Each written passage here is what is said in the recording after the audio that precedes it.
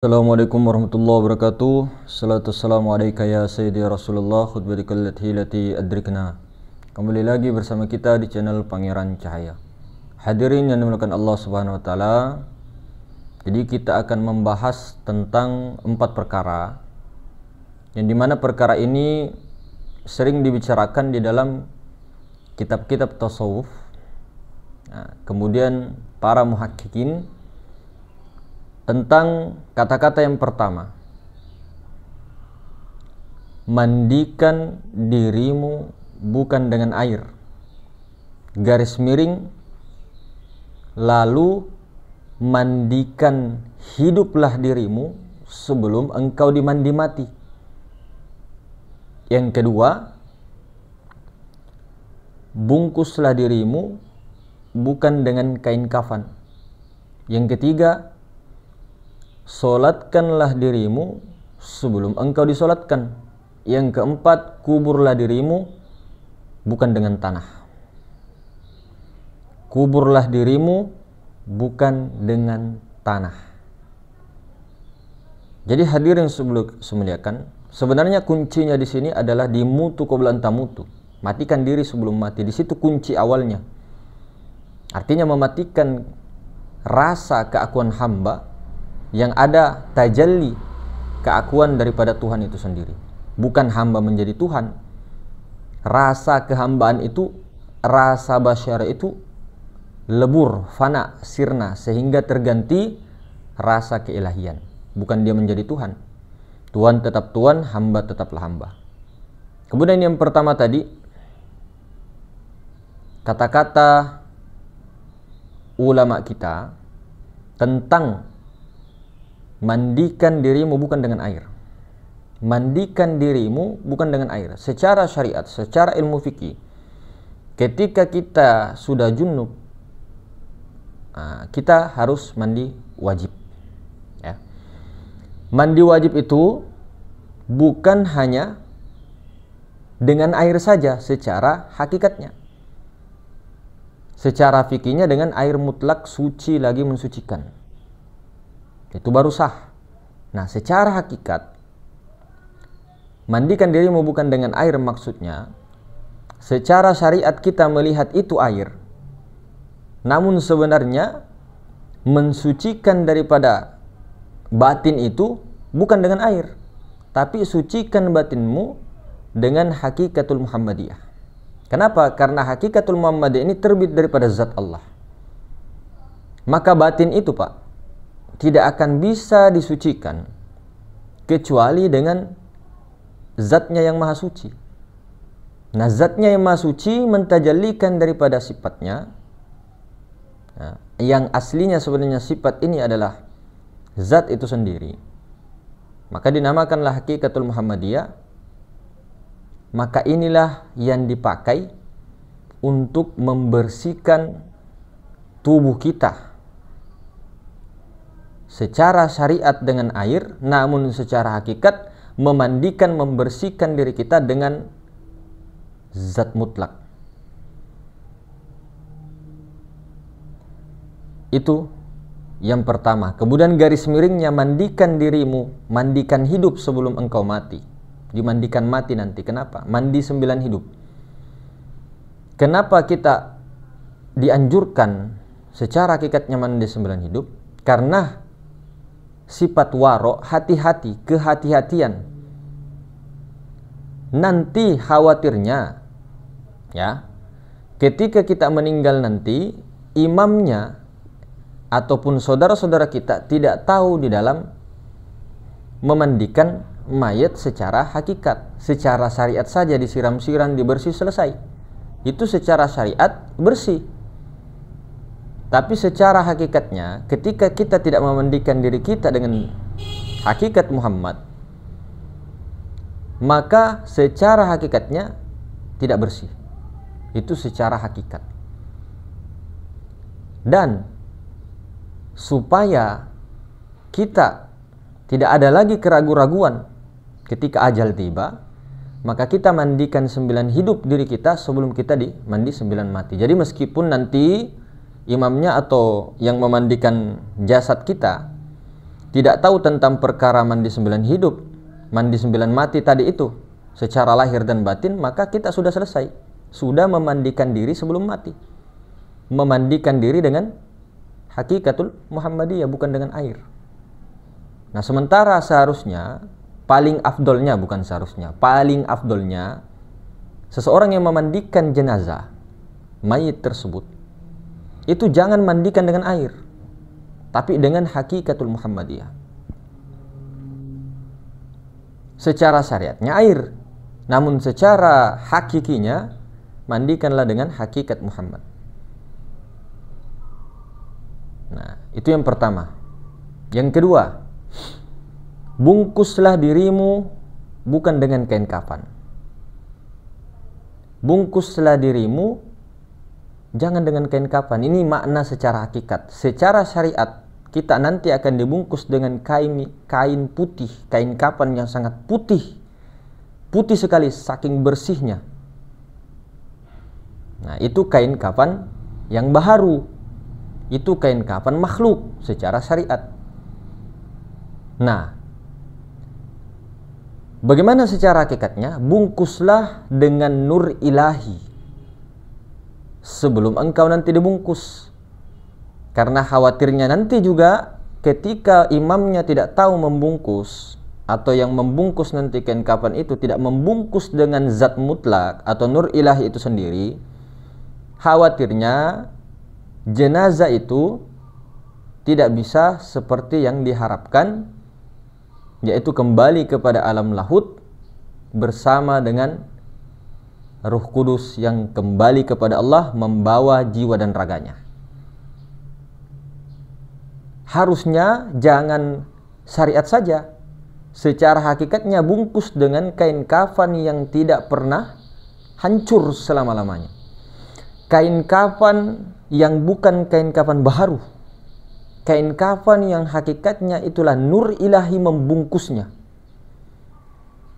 supaya tidak akan hancur jasadnya selama-lamanya. Dan dia dibawa oleh nur ilahi tersebut dengan perantara sirnya Allah, Ruh Kudus tadi, membawa meliputi jasad dengan jiwanya ke alam lahut atau Jabarut atau Jabal Qaf. Tuh yang kedua. Yang ketiga, solatkan dirimu sebelum engkau disolatkan. Kenapa?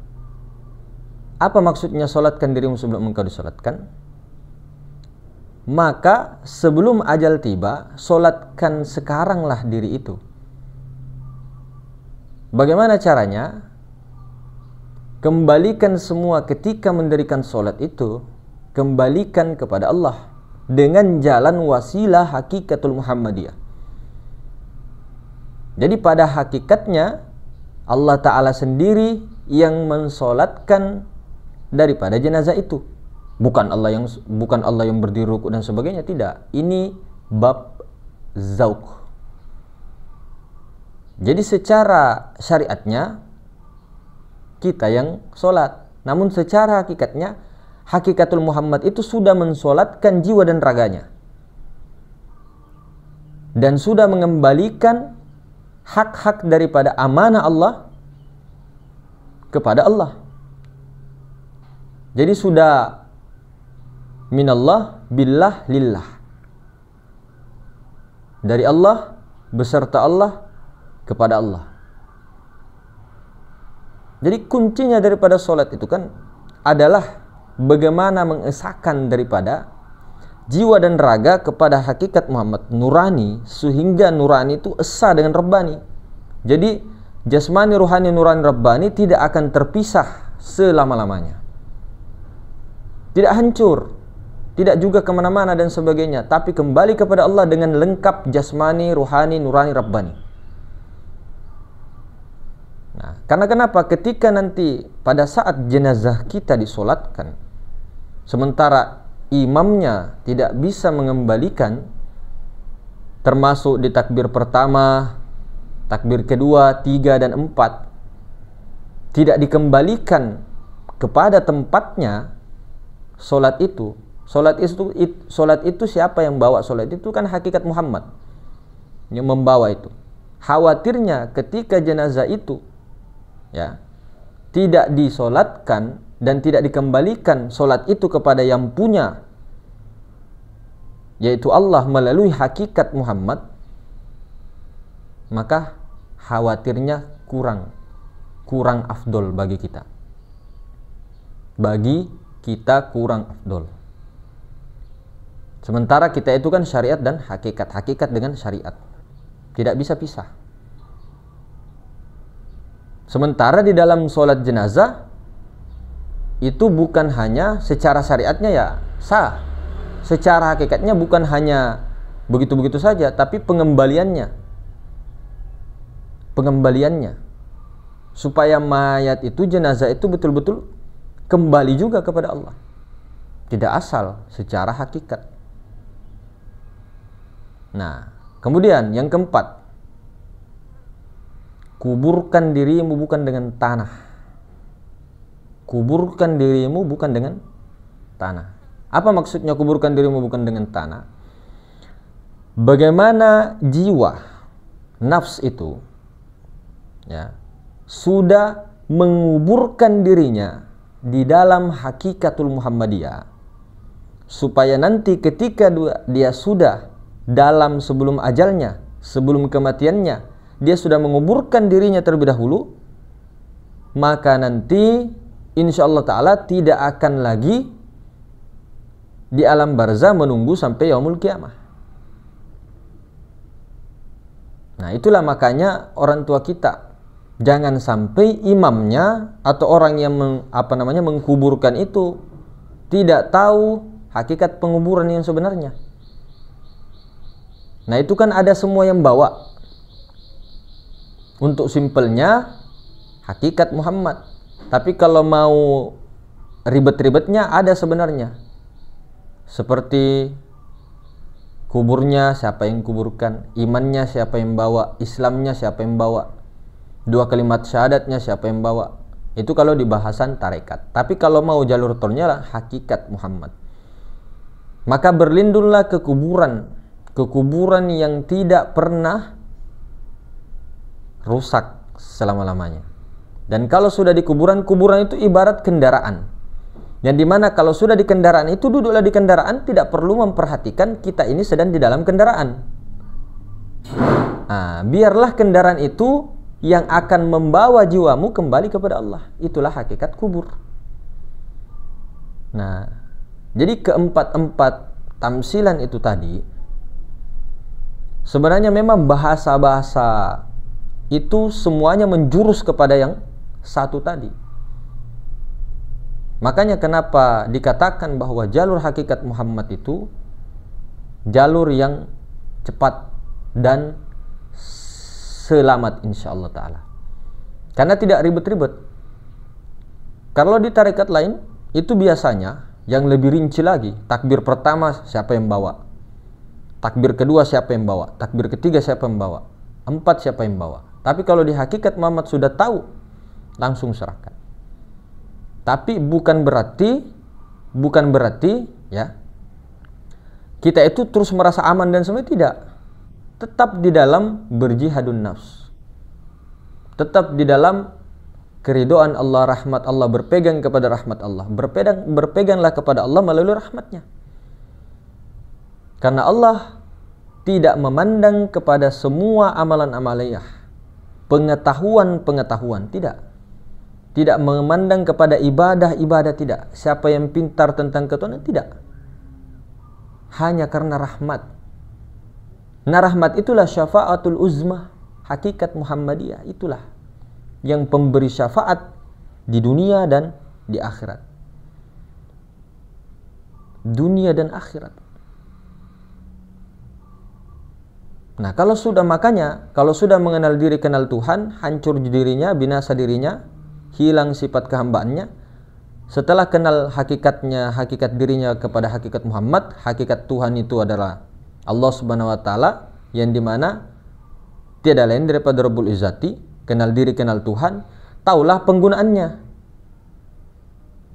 tahu cara menggunakannya, supaya kepulangan itu sempurna, tidak cacat. Jadi di sini tetap ditekankan syariat dijalankan, hakikat juga dijalankan. Jangan pincang, jangan tertutup matanya satu, dua-duanya. Jangan menafikan satu kemudian memakai satu. Jangan membuang yang satu lalu dipakai yang satu, dibuang yang satu. Tidak, dua-duanya. Ibarat dua mata, ibarat dua tangan, ibarat dua lubang hidung. Ibarat mata hitam dengan mata putih tidak bisa dipisahkan. Ibarat tubuh dengan nyawa jangan dipisahkan. Nah, itulah tadi maksudnya. Jadi kalau di alam insan kamil atau martabat 7 ini sudah dikomponenkan tubuh, hati, nyawa, rahasia, maka kuncinya untuk tubuh, hati, nyawa, tubuh, hati, nyawa dan rahasia itu bisa kembali empat-empatnya. Kembalikanlah tubuh, hati, nyawa, rahasia itu kepada zat, sifat, asma dan af'al.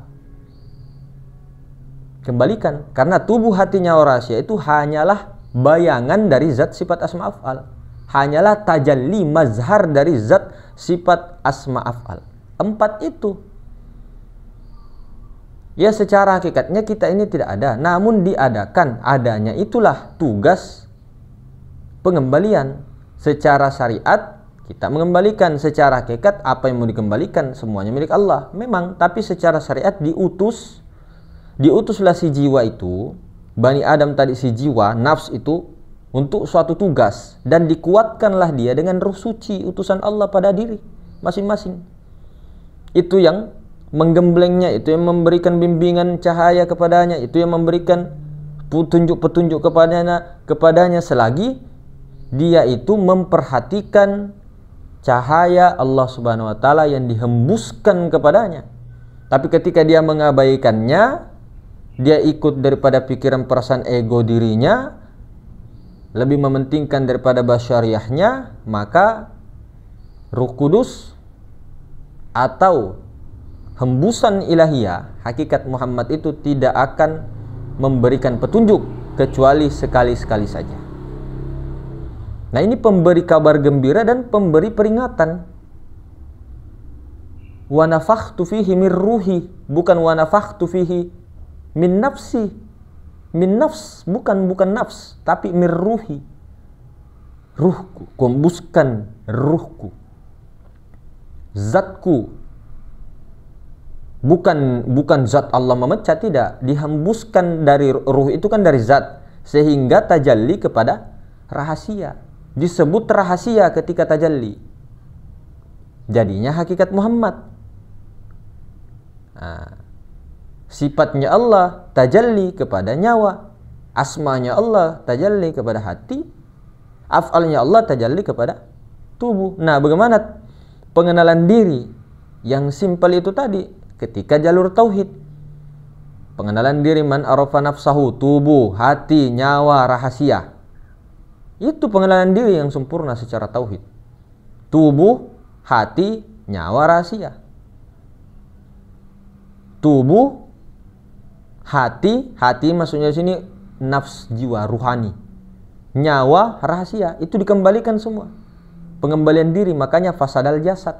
Fasadal jasad bukan hanya jasadnya yang hancur, bukan, itu perumpamaan.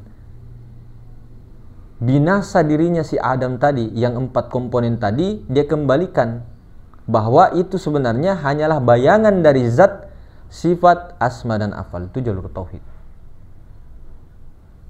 Nah, kalau jalur Nur Muhammad, nah, jasmani rohani daripada Nur Muhammad. Nah, kemudian nurani kita daripada Nur Ilahiyah. Dikembalikan kepada Rabbani, selesai. Jadi begitu. Nah, itulah ketika sudah pengembalian dan dia tanazul, itulah tugasnya menjadi khalifah di muka bumi. Khalifah untuk dirinya, macam-macam tugasnya. Ketika sudah tajalli, tanazul, tugasnya macam-macam tergantung apa perintah hembusan Allah itu yang ada pada dirinya. Dan dikuatkanlah dengan tahqiq siri yang sudah menjadi khalifah tadi, yaitu yang zohir-zohir. Ketika dia memerintahkan kamu begini-begini, nah, sir connect, nah, udah sami'na wa ta'na. Tapi kalau tidak diperintahkan, nah, dilepas, nanti ikut kepada sir masing-masing apa yang harus dikerjakan. Ingat loh ya, sir tidak ada huruf, tidak ada suara. Ingat, tidak ada huruf, tidak ada suara. Siapa yang mampu mendengar itu hanyalah hakikat Muhammad, nurani, relung hati yang paling dalam. Tidak bisa pikiran perasaan mengkoneksikannya itu, tidak bisa mendengarnya itu. Paling rata-rata itu khawatirnya itu, khotir-khotir itu banyak yang datang. Entah itu malaikat, bisa iblis, bisa nafsu, hawa, dan sebagainya. Satu-satunya cara adalah menekan pikiran perasaan sampai ke nurani, relung hati yang paling dalam. Itulah hembusan ilahi berada. Kedudukannya di situ. Maka itu kuncinya. Jadi tergantung daripada ketika dia sudah tanazzul, tugasnya apa. Kalau memang disuruh diam, ya diam. Kalau dengan keluarganya minimal ku anfusakum wa alikum naro, ya sudah. Anak, istri, cucu, cicit, alhamdulillah. Kalau disuruh untuk ke satu kaum atau ke semua, itu kan beda-beda, tergantung dari sirnya. Kemudian ditahkik juga, kalau untuk satu kaum dan sebagainya, itu ditahkik juga dengan mursyid zohiriyah, supaya lancar lagi jalannya, supaya tidak menyebabkan juga kemerosotan kepada halayak. Harus ada izin daripada mursyid zohiriyah. Itu lebih afdolnya di zohiriyah dengan batiniyah. Tapi kalau yang zohiriyah sudah membebaskan, ikutlah. Yang batin disuruh diam, ya diam aja, tidak usah sampaikan. Tapi sambil memandang dengan pandangan nur ilahi, supaya cahaya-cahaya yang hakikat Muhammad itu terpencar, maka pandanglah dengan pandangan rahmat Allah. Entah anak, istri, dan sebagainya. Maka hakikat yang memberi syafaat itu adalah Allah melalui wasilah hakikatul Muhammadiyah Sayyidina Muhammad Rasulullah SAW, dengan orang-orang yang menjiwai Sayyidina Muhammad Rasulullah. Hakikatul Muhammadiyah secara syariatnya dia, tapi secara hakikatnya itu Allah yang memberi syafaat. Allah Ta'ala yang memberi syafaat, dan haknya itu adalah hakikat Muhammad. Maka untuk apa ikut kalau dia tidak mau bertanggung jawab? Dia bawa kita kepada jalannya secara syariat, baru dia tidak mau bertanggung jawab. Untuk apa ikut seperti itu? Ini secara hakikat memang ya Allah, memang yang punya. Tapi paham gak Allah itu tajalli sifatnya, af'alnya itu tajalli kepada mazhar-mazhar af'al tadi. Jangan pandang kau anunya, jangan pandang rasa basiriyah ke makhluknya itu, tapi itu mazhar kenyataan af'al Allah. Sama dengan Nabi Muhammad SAW, itu kan mazhar kenyataan af'al Allah yang sempurna. Bukan Allah, kenyataan, mazhar kenyataan sempurna Nabi Muhammad SAW. Untuk apa ikut kalau tidak ditanggungjawab? Itu maksudnya hakikatnya Allah yang memberi syafaat melalui tajallinya. Ini bila Allah yang memberi syafaat baru dinafikannya semua. Luar biasa. Nabi Muhammad sampai Nabi Muhammad SAW dinafikannya. Memang tidak tembus pandangannya ini orang tajalli. Hanya zat kah? Mau diceraikan ke sifatnya, asmanya, afalnya, diceraikan. Ceraikan itu orang-orang tidak mengesahkan Allah. Itu tandanya orang tidak esa dengan Allah. Allah itu esa, Tuhan dengan hamba itu esa. Bukan yang dimaksud esa Tuhan hanya Tuhan yang ada. Itu pada hakikatnya. Namun secara ininya esa itu dimaksud hamba dan Tuhan. Itu yang dikatakan esa. Martabat 7 itu esa, dari alam martabat ahadiyah sampai martabat 7. Insan kamil itu esa, itu dikatakan esa. 7-7-nya itu adalah keesaan Allah. Jangan dinafikan semuanya, enggak begitu. Oh, enggak begitu. Rasanya itu dinafikan. Tidak juga kita tunjuk alam semesta itu Allah, tidak, itu kan Adam pada hakikatnya. Namun sudah diadakan mumkinul wujud. Memang hakikatnya tidak ada, tapi diadakan. Jangan ini kan mazharnya itu. Dinafikan mazharnya itu sama juga menafikan Allah. Menafikan itu rasa kita. Bukan orangnya dinafikan. Sehingga pokoknya saya tidak perlu taat aturan, pokoknya semua tidak ada, semua yang ada hanya Allah. Inilah contoh tidak bisa dijadikan panutan. Karena apa? Ini contoh daripada makom orang muwahhid. Orang-orang muwahhid itu fana, tenggelam, asyik dia dengan zat Allah. Belum tanazul. Kalau tanazul itu orang-orang mutahakkikin. Itulah seperti para nabi, para rasul, para wali-wali Allah, para mursyid-mursyid kamil. Itu mutahakkikin. Tapi kalau orang-orang yang muwahhid itu tidak jadi masalah. Kita tidak bilang sesat, cuma tidak sempurna. Apalagi kalau dibelajar, kasihan orang yang belajar sama dia. Artinya ini kebanyakan majudnya ada yang 50%, ada yang 25%, ada yang 100%. Orang kok majzub kok dijadikan pembimbing. Kecuali untuk tambah-tambah ilmu, pelajaran, apa dan semua itu tidak apa-apa. Nah, karena memang semua itu adalah orang-orang yang sudah tanazzul kepada sifat Allah, sehingga dia bisa menjadi rahmatan lil alamin. Dan mazharnya Allah Ta'ala itu tadi, melalui itu tadi menjadi syafaatul uzma, yang artinya hakikatnya Allah Ta'ala yang memberi syafaat melalui hakikat Muhammad dan tersebar kepada khalifah-khalifah Rasulullah. Begitu ya. Jadi kalau belajar ilmu makrifat baru hakikatnya tidak bisa juga menyelamatkan anak, istri, bapak, ibu, kakek, nenek. Untuk apa belajar makrifat? Meripat aja. Mohon maaf, hakikatnya memang Allah yang memberi syafaat. Tapi Allah itu punya mazhar. Tahu nggak bagaimana Allah memberikan rezeki? Dapat gaji itu hakikatnya kan Allah kan, rezeki Allah kan. Tiba-tiba ada orang bawa uang 3 juta. Itu yang bawa siapa? Pandangan rasa itu hakikatnya af'al Allah. Tapi secara syariat itu siapa? Mazhar kenyataan af'al Allah. Jadi rezekinya itu dari Allah. Rezekinya dari Allah. Tapi siapa yang bawa? Itu maksudnya akal itu dipakai. Akal robbani itu diaktifkan begitu nah. Jangan pakai tauhid buta. Artinya tauhid taklikan, ikut-ikutan, baru menafikan semuanya. Sehingga nanti zikir-zikir apa dinafikannya. Tawassulan dinafikannya. Adab, akhlak dinafikannya. Itu hati-hati juga, karena rukun tasawuf itu ada adab dan akhlak tasawuf.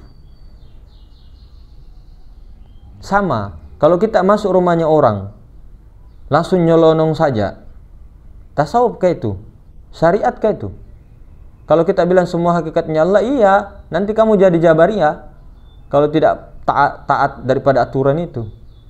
Coba-coba saja masuk di rumahnya orang, tidak bilang-bilang, keluar tidak bilang-bilang. Itu kan kurang ajar namanya. Nah, jadi ketika kalau mau rukun ad-din yang kita tahu itu 4, dalam ijma'nya 3, fikih, tasawuf, tauhid. Ini meskipun kita masih tertati-tati dalam ini, tapi ini dipegang. Karena semakin akhir zaman adanya paham-paham baru yang akan memisah-misahkan ini ketiganya, keempat-empatnya ini dipisah. Tertutup satu, menutup satu, membuka dua, menutup dua, membuka satu, menutup 3. Nah, 4 jari dong. Meskipun tidak sempurna untuk melaksanakannya, tapi niatnya tuh 4 jari dong. Begitu. Jadi dipahami juga itu. Jangan sampai kita mengatakan bahwa untuk apa ke kuburan wali, ziarah-ziarah. Yang salah itu kalau kita ziarah di situ, nyebut namanya, kemudian tidak tembus kepada Allah. Kita ke situ untuk minta hajat saja. Ya wali Allah, mintalah saya uang, mintalah uang. Nah itu yang untuk apa kalau begitu kan? Tapi berziarah itu dipandangnya adalah hakikat Muhammad. Nah, yang hakikat Muhammad ini mazhar daripada Allah. Siapa yang larang begitu? Sedangkan baginda Nabi SAW ketika Sayyidina Bilal bin Rabah pernah dimimpikan baginda Nabi, kenapa engkau tidak menziarahi lagi kuburku di Madinah wahai Bilal? Langsung di situ Sayyidina Bilal menangis, pergi ke Madinah, azan di situ, menangis, semua orang dengar. Sayyidina Bilal itu, orang-orang sekitar itu menangis dengarnya. Karena kenapa? Seolah-olah teringat, rindu lagi dengan zamannya Rasulullah pada saat Sayyidina Bilal azan itu. Ngerinya itu.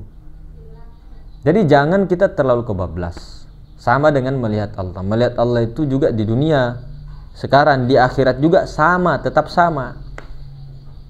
Nah, makanya orang-orang yang telah menemukan Allah di dunia mendapatkan surga yang paling tertinggi kan melihat Allah, yang tidak ada apa-apanya selain daripada Allah, memandang wajah Allah. Itu kan sudah dapat di sini. Untuk apa lagi rindu kepada Allah? Orang rindu itu memang ada di hati, tapi rindu itu kan seolah-olah nanti saya mau cepat-cepat mati, rindu kepada Allah. Rindu apa? Orang sudah bertemu dengan Allah, menyaksikan Allah, dengan Allah juga. Jadi apa yang dirindui? Kebersamaan kita semua bersama Nabi kita Muhammad SAW, wali kita, bersama keluarga-keluarga kita. Itu.